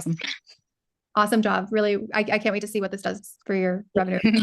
I have like bigger ideas for the box because I have a Cricut and I was planning to make other things that I can actually personalize.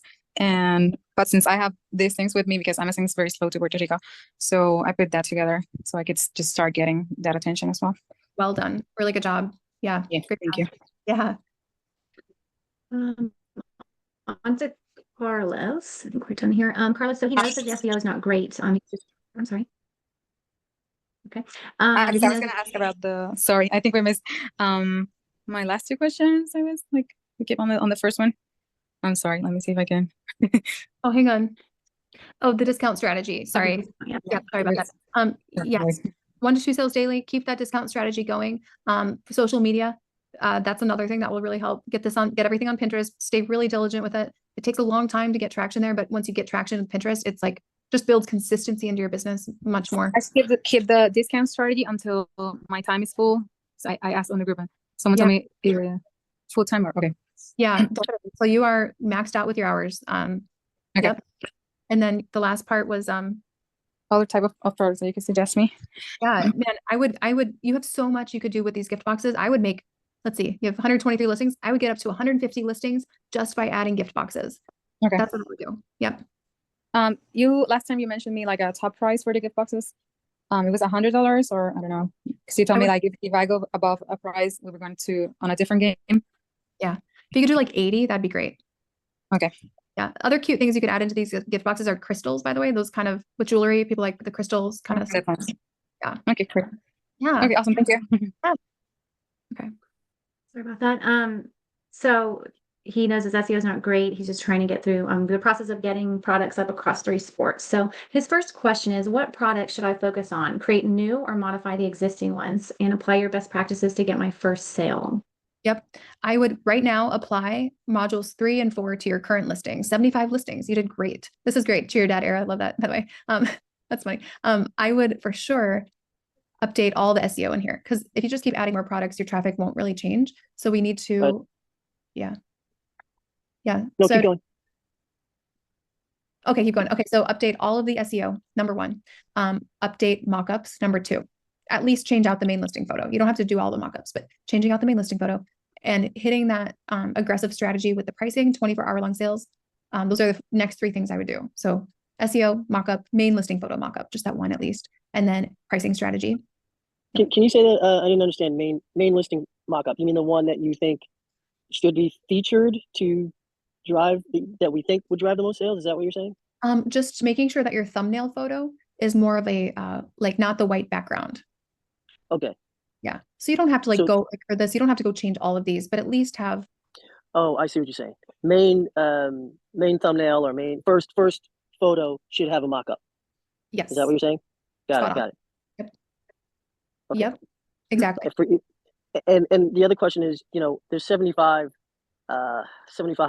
listings here, and maybe you didn't get the second question. Maybe this is part of the second question. It's just about what should I, of the ones that are in here, what should I focus on to get the first sale? And then after that, it's just like, what should it doesn't make sense to concentrate on 75 at once, but what would be the next batch of products to apply all, modules 3 and 4 to? Yeah. So, I mean, if you're thinking about prioritization, I would go, it's hard because it's like the SEO is missing from so much. So it's not even like, we can't even say people didn't like it because you didn't get it in front of people yet. Yeah. So that's why I'd prioritize the SEO on all of it. Because if, let's say you do, okay, I'm going to do all the SEO on the hockey mom stuff, and then I'll do the baseball stuff later. Maybe the baseball stuff would do so well if people saw it. You just have to create a fair chance for people for us to get the data, for people to give them the opportunity to buy it. And then whatever's starting to get the most traffic, not even sales, but traffic first, that's going to be the leading indicator here. Then do more of that. Does that make sense? More of that category, I mean. Okay. So it's not even necessarily about, oh, I think this one or these 5 will sell the most. You don't even really know what will sell. So it almost doesn't matter what you choose. Just choose something and work towards getting all the SEO in place and mockups.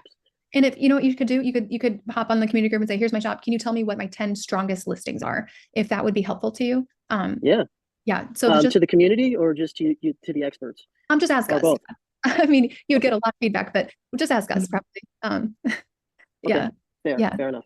Yeah. If you want to do community polls, everyone feel free to do that and just say, hey, everyone, feel free to give me feedback. What's your favorite listing in my shop? That would be very interesting. I think. Okay. No, I like that idea. That's knowledge bomb. Yeah. Awesome. What else am I missing here from your questions? I think that was the first question. And the second question was about, it's really that when I look at these sports, when I go to Everbee or it just seems like, even if you just type in the one keyword, hockey or football, seems like the monthly searches are, less than 1,000.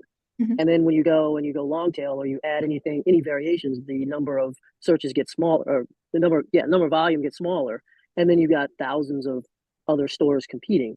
So I'm trying to figure out, number one, am I hallucinating? Am I wrong? Or if I'm not, how do is my goal, my monthly, my projected revenue, is it in alignment with what the data seems to be showing me? Yeah. So this is the reason I think going across multiple sports is going to be key. The other thing is search volume. So you might have one person searching for something, they're buying for a team of 30, the orders that you get when you sell to teams, if you're, like I sell to a lot of teams, cheer and dance, like $3,000 plus per order. Like, okay, if you sell to 10 of those people, like you're pretty set.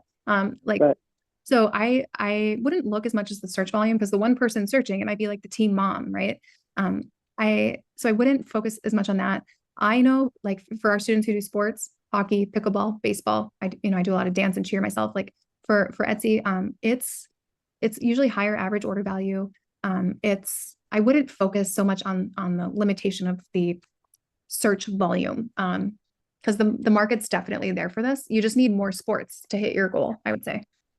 Right. Okay. All right. So, and I guess where you're coming from is learned experience.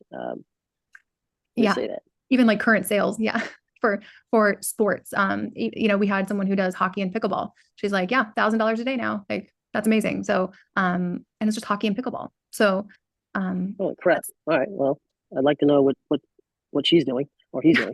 Yeah. And we do, protect shop names when they ask. So, but I'm just saying, like, sports in general, like if you're doing way more than 2 sports, right? So, yeah, you should. I don't think you're on the wrong path at all. Don't doubt it just because of the search volume.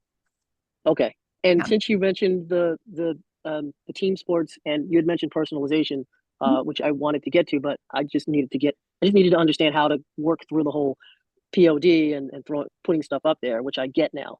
I was up till 5 a.m. doing probably like 50 listings. And I was like, okay, I get it. Now I need sleep. But would that also be something to focus on along with newer, because I haven't done any personalization. I know we talked about it. And I haven't done any, really focus on teams. Is that something to focus on more or along with? Like, what would your thinking be on that? Yeah, and it can be as simple as adding a name to the back of a sweatshirt, right? Or adding like a back design. You could do something like that with like the last name or the number of the kid, like their jersey number or something. Got it. Okay, I get it. I know how to do that. Okay. Yeah. Then I think there was a third question. Well, there was a third question. I just don't remember what it is. It was about your banner. And so should you include products in the banner to show folks what you're selling? So what should you show and what resource would you recommend? Yeah. So with the banner, I would go with, well, once all the mockups, we want to make sure they're all updated. Because I would only put anything up there that's like a great mockup. But I would focus it on products. Products, because that is like, and the products that are selling or that are getting the most favorites or that you're becoming known for. So product focused, and you could and that's easy. You don't have to like design an amazing banner. Just put it in Canva, line the images up, pop it in. Yeah. So like if you go to the banner, like literally just, so Shannon was saying, take the top row and put, I don't know, 1 to 3 or, products up there. Is that in line with what you're thinking? Exactly. Yep. Exactly right. Yep. Okay. And so the reason I was asking about resource, I was like, okay, is it like, if I just do that, is it going to look decent? She likes the banner. I like the banner, but obviously I want to make it look good. Yeah. And you don't have sales yet. So maybe wait till you have some sales so you know which products to actually put up there. So you don't have to rush on the banner, but if you are getting some favorites or some, you definitely want to be putting that discount strategy in. That's going to make a big difference. But, anything that's getting the most clicks, visits, you could put up there. Okay. Yeah. Not, kind of anemic visits. I think I had 49 visits yesterday or something like that. I got 8 or 9 today, but, I think it's growing and will grow as long as I do the things that you're mentioning. Yes. So SEO is going to be huge for you. Huge. Yeah. All right.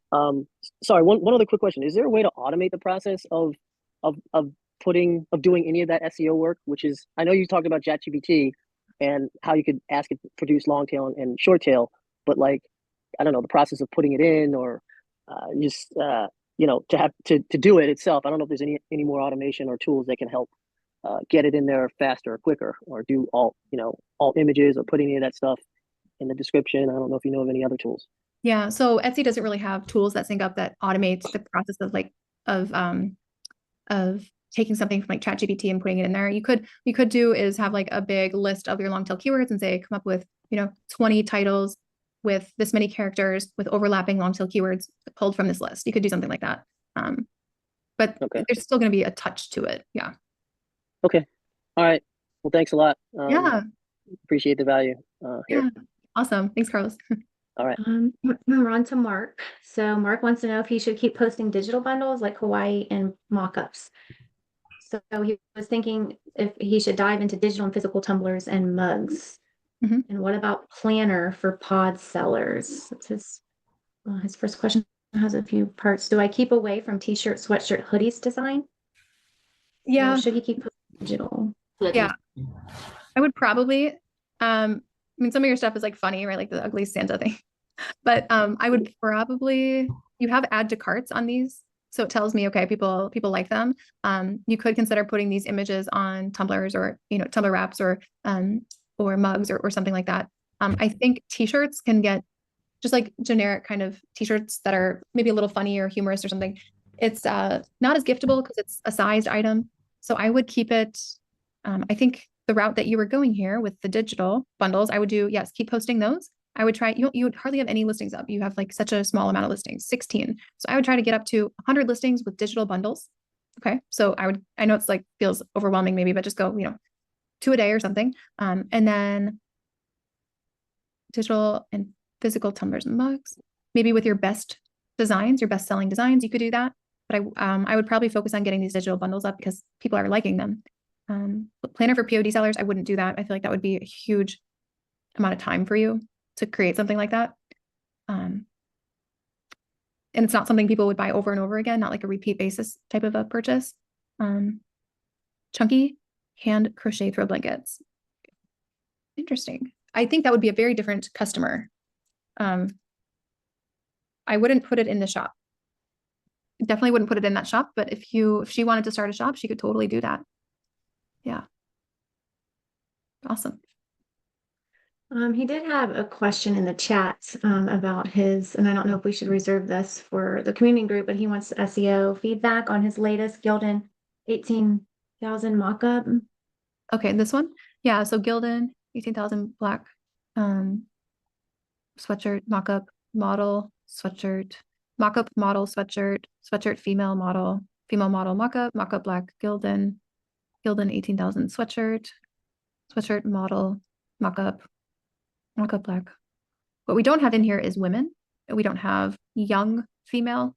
We don't have, I think it's very focused on the product, but I also would think about like the customer, like edgy mock-up black, or dark mock-up, right? That's because a lot of mock-ups are like light and airy. So that's, I would just adjust this a little bit. So it's fewer overlap because we have a lot of model mock-up, but we don't have like dark, we don't have young women, we don't have crew neck, we don't have crew neck black mock-up. So yeah, just a couple tweaks, and then make sure to put that at the top of your description. So I see you put this there. This is your most valuable real estate. I might put that right under here. Thank you. Nina has a question. So she had a recommendation to turn her listing and to reposition it to bridal. She launched it 30 days ago and she has one sale and a good review. So should she make it more of like a bridal, this type of bridal design and bridal product? So adding kind of that category in her shop. She has a link within the chat for that specific listing she's speaking of for Nina, number 35. Okay. Oh, got it. Okay. Hello. Yes. Yeah. If someone has requested bridal from you, definitely do that. Okay. Yeah. I think that totally makes sense. And the way I would definitely, okay, you have it on model, so that's good. And then you could even, with bridal, you could even go into like bridesmaid jewelry, and then that leads you into bridesmaid gifts. That leads you into, will you be my bridesmaid proposal things? Like that's, you could definitely go that route. I feel like that's the age of your customer. So I think it would make sense. Oh, okay. So that means have to make more bridal accessory and make a category for that. Yeah, just a section. And sometimes it's just about changing up how the photo looks. Right? Having it be on like a flat lay with like a chiffon dress behind it, something like that. Okay. Yeah. Thank you. Thank you for the advice. And actually, I have one more questions in the sheets. I don't know if your site is updated or not. It's about I got the recommendation as well from the group suggested, or at this stage I should update the photos. Looks more get attention because looks too busy the photos. Yeah. So do you have any other consent when you look at my shop? Concerns outside of the photos, you mean? No, it's about because I asked about the product structures doesn't looks too dispersed. Yeah. So yes, looks like a bit lost the course. So however, I realized that it's not too easy to think about it because I haven't gathered that much sales. So it's not really clear about the direction to go. I mean, Yeah. about the, yes. Yeah. I mean, I think the way to go is more like this. Like, Yes. can you see my screen at the bottom here? I'm like, I'm just hovering over it. More like this, taking off like jewelry handmade. I wouldn't do like jewelry, bunny jewelry set, taking away these like collages with a lot of space around it. Even the polka dots with the jewelry, I think that could be distracting from like the detail of these bunnies. Taking away like the color blue, right? Just, it'll make it look more premium, taking away like the way that we're making collages on these. I wouldn't do that. I would focus more on what you're doing here with the more solid backgrounds. Yes. Yeah, I think that'll make a big difference for you. Yes, that sounds make sense. Yes. Yeah. Yeah. Thank you. That's all my question. I can't wait to see. Okay. Thanks. Lindsay. So she's just starting to get some traction. She's doing pretty good on her sales this month. She has the most aggressive sales strategy going, 60% off and ads. So she just wanted to make sure that the look of her shop is working with her target customer. So when she's done with the sales, everything doesn't just stop. So can you take a look at the overall impression, like of what you get for her shop? Yeah. So it's clear, it's personalization. It's, you're going to get a lot of first moms, first time moms, a lot of baby shower gifting, a lot of kind of in that family building stage, I think, stockings, ornaments, super giftable. I think you're getting in front of the grandparents market too, targeting for like grandchildren. The next thing you could even add in, I would focus on adding in some gifts for grandparents, because I do think that that's the exact same lifetime value of the customer. You could really drive that up. Same customer who'd be buying that. Grandparent announcement, grandparent, reveal type of gifts. Yeah. Okay. What was she just have? Lindsay, are you on? Yes, I'm here. So everyone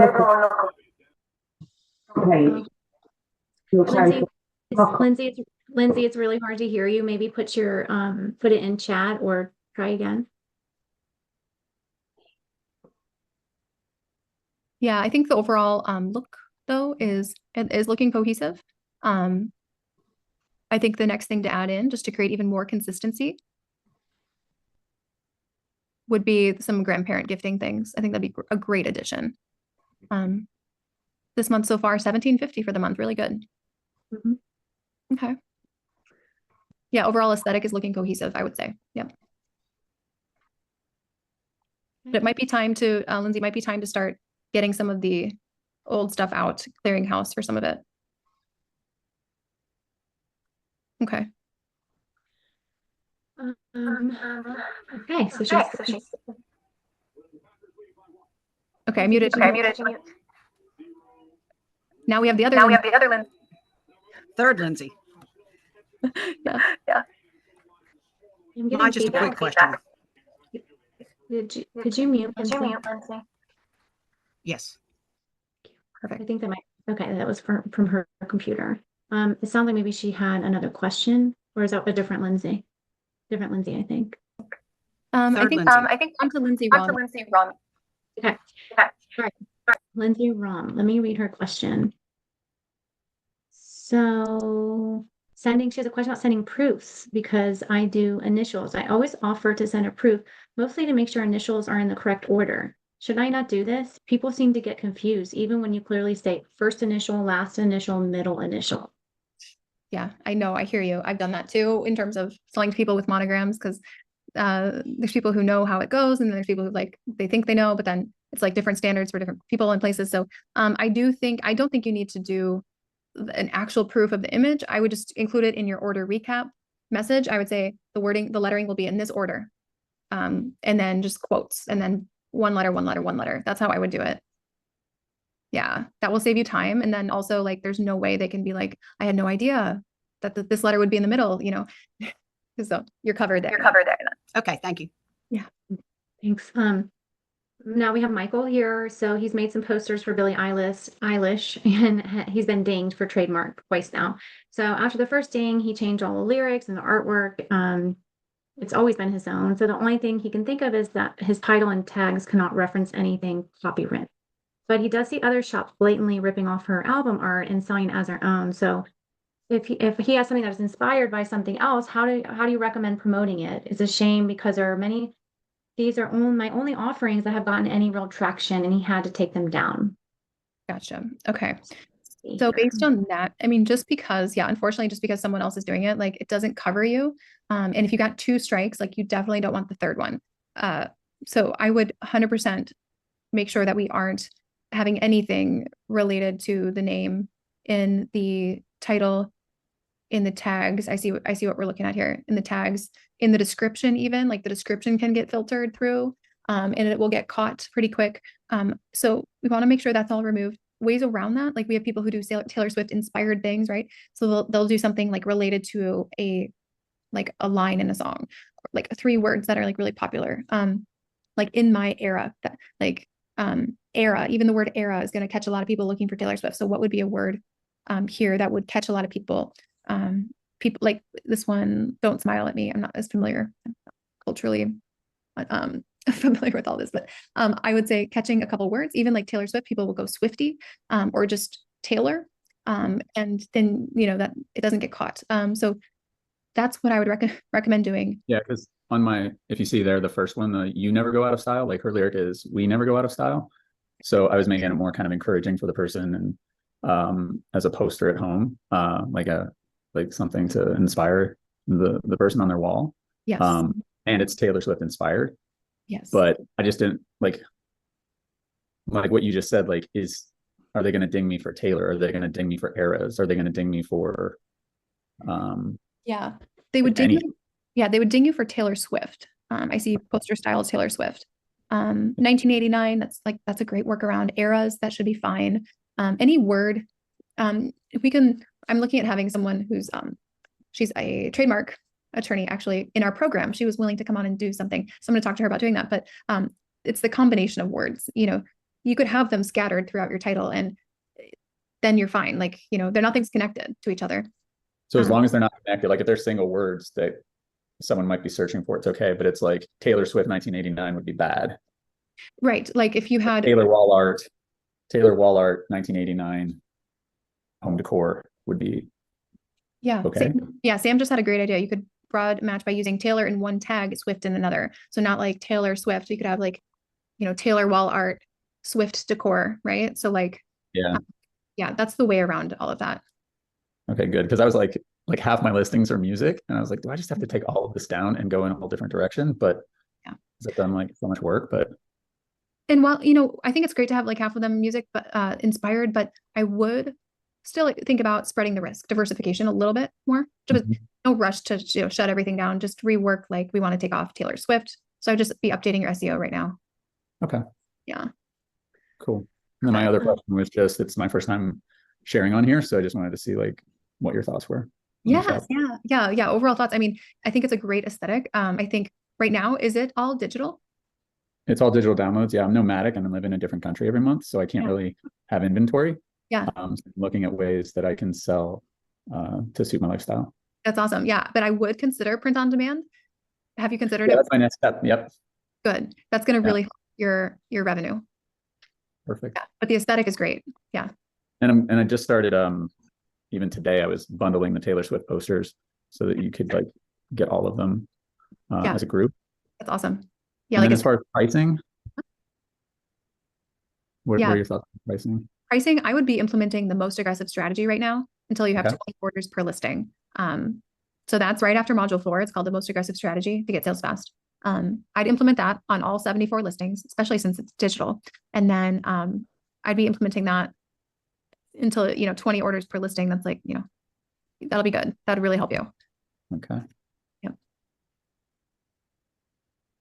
And then my only other question is, in the class, I've heard you on, I've listened in on a few of these Zoom calls, and I've heard you talk about like upping the sales, like sales and promotions kind of sales. But then in the class you were saying, we don't want to dilute or damage our perception of the quality in our shop by being on promotion all the time.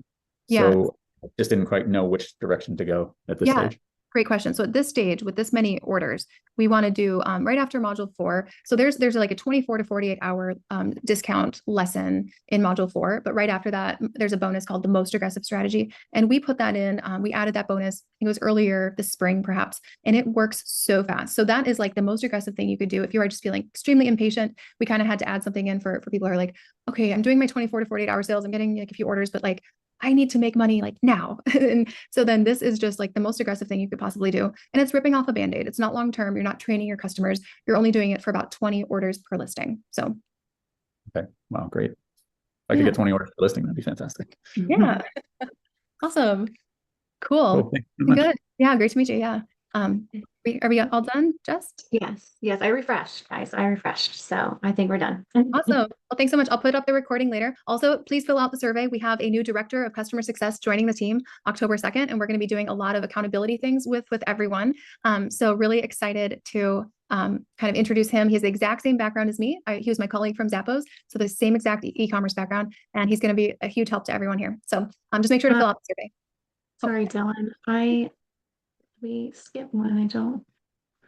She said, is she not getting her questions answered? This is for Anush. Let's see. If anyone has to go, it's okay. We're still here though. Anush, let's see. I don't see, I'm on September 24th. Jennifer too. Where did you guys can come off mute. Then maybe just ask your questions, Jennifer and Anush. Let's do one at a time here. Yep, Tiffany, we already did yours. Maybe they were under a different date, perhaps. Let's start with the first one that asked the question and go ahead and copy it here, and then we'll go. So we have, let's see. Okay, Anush. Overall shop aesthetic. Let us know if it looks more cohesive, right? Where are you looking? What line number are you on? I'm looking in the chat box now. Okay. Hi, everyone. Hey, okay, awesome. Can you put your shop link in there, Anush, real quick? Sure, of course. Just give me a second.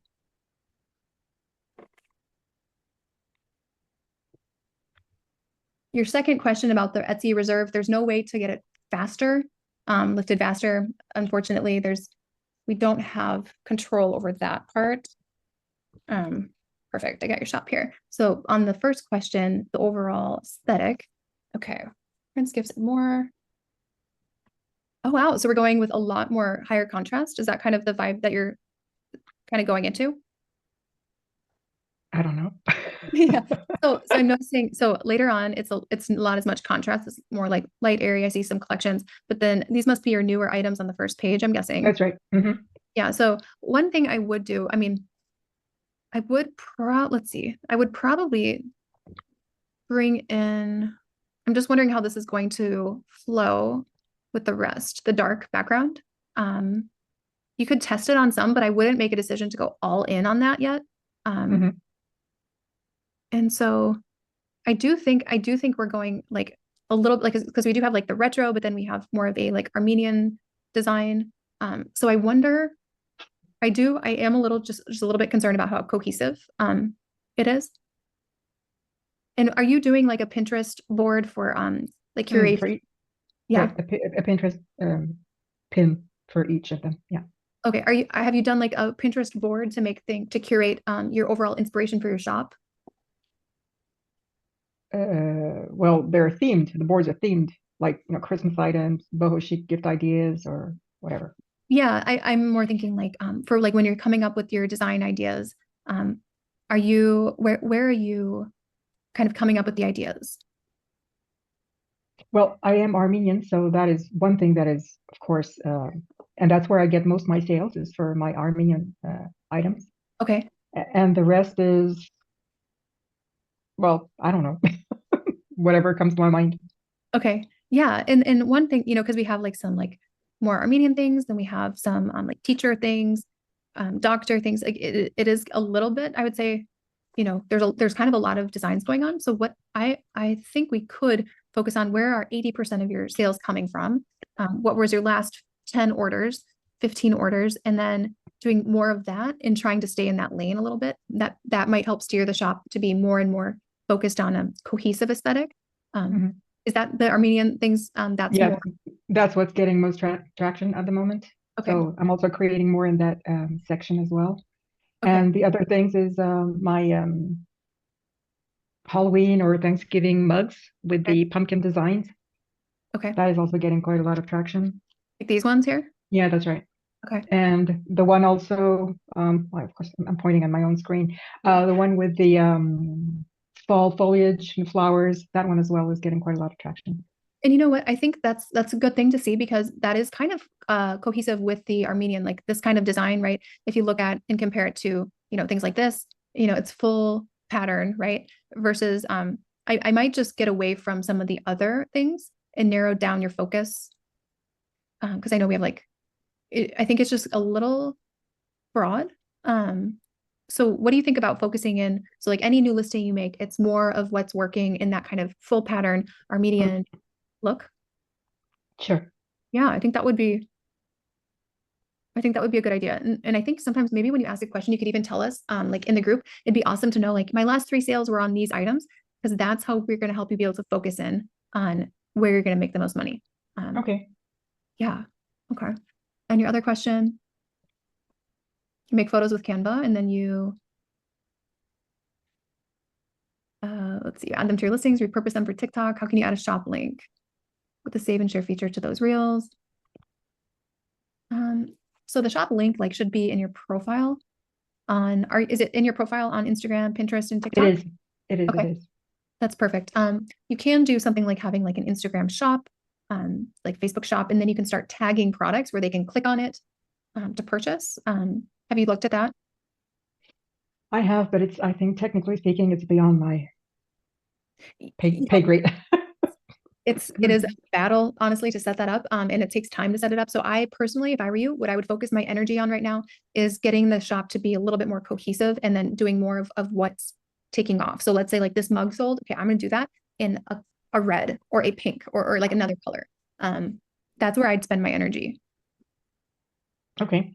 Yeah. Yeah. So every time something works, do that in a very make more of it. Yep. Right.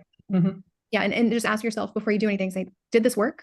Is this why I'm doing it? Or am I just throwing spaghetti at the wall? You know, I am. Honestly, I am. But a few things are sticking. So yeah. Follow what sticks. Exactly. Awesome. And then can you raise your prices near Christmas, or should you work for no profit during Q4? Keep an eye on the market. You know, we want to keep an eye on spending habits this year and see kind of what customers are telling us. So I wouldn't make that decision right now. I would be looking at your like trailing 14-day revenue and making decisions based on that. Because we don't want you to just completely lose out on sales just because you raised your prices, you know? Right. Yeah. Right. Okay. Yeah. Yeah. Awesome. Okay. Cool. Thank you. And then Jennifer had a question here. There's two questions from Jennifer. There's a different Jennifer that asked about Stanley toppers. So she was kind of first, and she wanted to know if there was any policy against selling Stanley tumbler toppers. Would Stanley and tumbler be considered trademark? I would look it up on the, actually I covered this, a YouTube video went up today. I covered this on that video, but it's actually that exact question, I believe, about Stanley. And the straw toppers and tumbler toppers are a great thing to do. There should be no conflict in doing those. Just take a look at the trademark website, type in Stanley, and you will see exactly what their rules are for it. Okay. Thank you. And so you're on to Jennifer. Carlos has one, but let's go to Jennifer. First, we're in the chat here. Okay. She's starting the pricing module and are going to be reviewing and editing all of our prices shop wide. As we're currently mostly pod, we have 20 different products repeated through the shop in different designs and colors. Should we charge the same price for each product regardless of the design? For example, all the Bella and Canva tees for all the Canva tote bags, etc.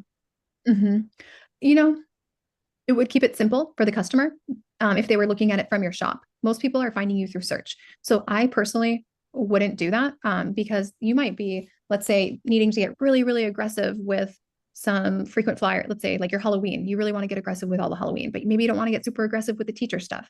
So I wouldn't, I think your pricing does not have to be the same. If they're shopping in your shop, like they're walking into a store, then maybe it looks better, but most people shop through search results. So I wouldn't worry about that. Okay. Yeah. Her second question was they decided to start fresh and open a new shop for Q4. So we're about to begin adding all of our current listings to that shop. How would you tackle this? Would you maybe add as many listings as possible quickly with title, photo, description, and then tackle all the tags and SEO? Would you prefer to take longer, but to make each listing as complete as possible before moving on to the next? And would you start with the most profitable items and work your way down, or offer a mix of items from the start? So she's guessing it'll take her 2 to 3 weeks to upload everything. Yeah. So are these going to be the same exact items from? So most of them, yes. Remember what happened with our like infringement? We texted you about it with the infringement, trademark infringement. So we were like bombarded by so many people, and we didn't even have the items up anymore, and we still got more like notifications. So now we don't have the star badge option. And so we're like, I mean, if we just started the shop in June, we just decided we'll just open another one and have a fresh start. So we're doing most of the same items. We're taking out the items that have had zero traction or anything that could possibly be trademark infringement. Yeah. So, I mean, I would go with whatever was selling the most, start moving that over first.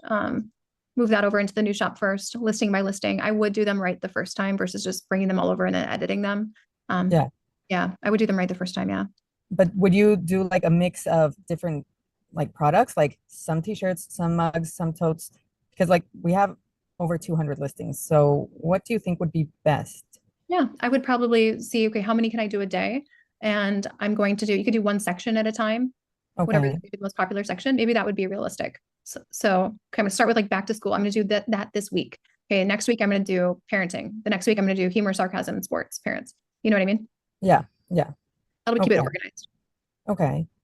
How long is the like new store traction for Etsy normally? Like when they start sending you people because you're new? It seems like about 30 to 60 days. Okay. Yeah. So if you can get it migrated within a month, that'd be great. Okay. Yeah. Okay. And you think we're still in time for Q4? Oh my gosh, yeah, definitely. Yeah. We had students start shops in November 1st of last year, and they did really well. So don't worry about that. Yeah. Okay. And our last question was, what can you just tell us what the ideal alt text would be for pictures? Yeah. So like, let's say you're doing alt text on this photo. Photos. Well, you don't really want to have alt text on this. This doesn't matter really to have alt text on this. You want it, or on this, you want to have it on the actual item that would be showing up in like Google image search results. So you might have cute Halloween t-shirt, Halloween broomstick on one. This is the fastest way to do it. I just take part of the title, put it on there. Okay, the next one, I'm going to do like this section of the title, put it on the next shirt. Then I'm going to do like this one, put it on this. So you don't have to do. Oh, so it's not really like writing out a little paragraph of each picture? No, it's just like tags. Okay. Yeah. Okay. A lot faster than that. Yeah. Okay. Great. Well, we're also working on like, I don't know if you saw the text where my sister was asking about my personal shop about the sculptures. Did you see that one? Wait, like a text to my phone or no. Sorry, on the group. Okay. One of the questions. So we were asking if we should like combine both shops or maybe do a collab for like Q4. We were told not really, but so we're trying to like optimize that shop. But our coaching session ends on Wednesday, so I'm gonna try to do as much as I can tomorrow or Tuesday, and hopefully you guys can audit that shop. Yeah, I would keep it separate. I don't think I would put sculptures in here. Yeah.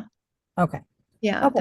Well, thank you for including my questions, even though I put them in the wrong place. No, that's great. Okay. Okay. Thank you. Bye. Just from what I can tell, there's only two, and they're pretty. Danny, if you are Danielle, we did answer your question. Thank you. Yeah, no problem. And then Carlos wants. Can you mute? Dan? Yeah. Carlos wants to know for the most aggressive strategy, should he have his best SEO in place first? 1000%. Yes. Yeah. Get that in there. Otherwise, there's not going to be enough people to convince to buy it because you won't be seen enough. Yeah. Anyone else? I don't want to miss anybody, but from what I can tell.